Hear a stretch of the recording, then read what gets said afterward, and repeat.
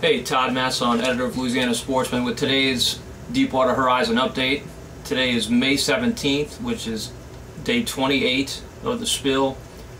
So far, 140,000 barrels have spilled into the Gulf of Mexico, 50 miles off the Louisiana coast.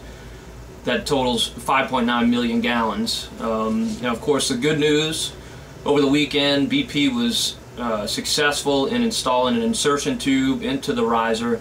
They were initially unsuccessful, had to bring the pipe back up and readjust it and put it back down. It did work, and BP is currently collecting about 1,000 barrels a day through this pipe. It's a 4-inch wide pipe that slips into the 21-inch riser, and it's got some rubber seals to keep the oil from leaking out around them. Now BP is saying that the tube potentially could collect more than 1,000 barrels a day, but they're taking it slow for fear of moving too quickly and having too much seawater and hydrates go through the pipe, which would cause it to ice up, which is of course the same thing that that doomed the cofferdam to failure. Also today, big news, the governor is meeting with federal leaders and BP officials to try and finalize these plans to construct barrier islands along the Louisiana coast to collect the oil, kind of a permanent boom, if you will, that would stop the oil before it reaches the interior marshlands. And what the heck, it might have a long-term coastal erosion help as well. So could be a good thing. Now the cost estimate is well into the hundreds of millions of dollars. Obviously, a tremendous amount of money, even for a company of BP's size. So we'll see. You know, BP's obviously going to have a tremendous bill to pay when all of this is said and done. So you know, we'll see if this will fit in. If we get the feds and our local officials to put pressure on them to make this happen. Also today, a researcher is saying that it looks to him, based on some models that he has run, that oil is already in the loop current. The loop current is a big current that comes up out of the southern Gulf up to close to the Louisiana coast and then heads back down. It's actually the basis for the Gulf Stream, which goes around the tip of Florida and up the east coast.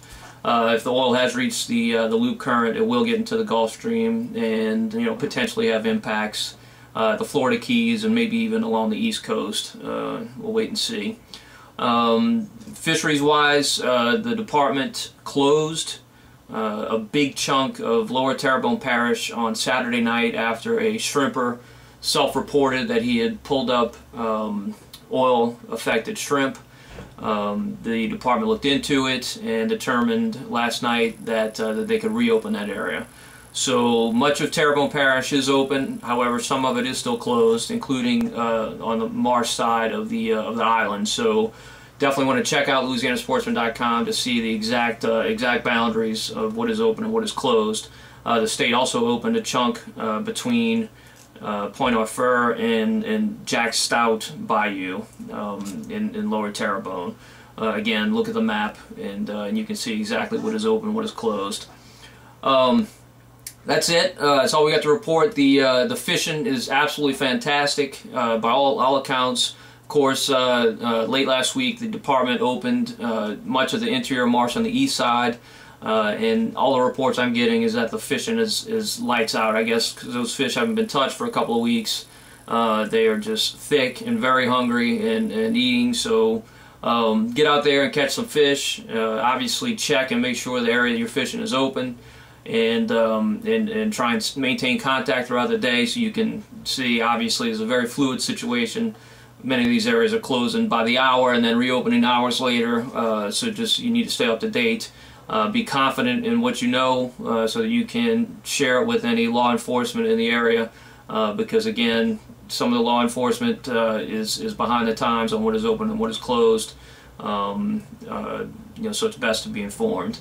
Anyway, that's it for Monday. We'll have another report later in the week, and hopefully things will continue to progress and BP will have some success in collecting a lot of this oil.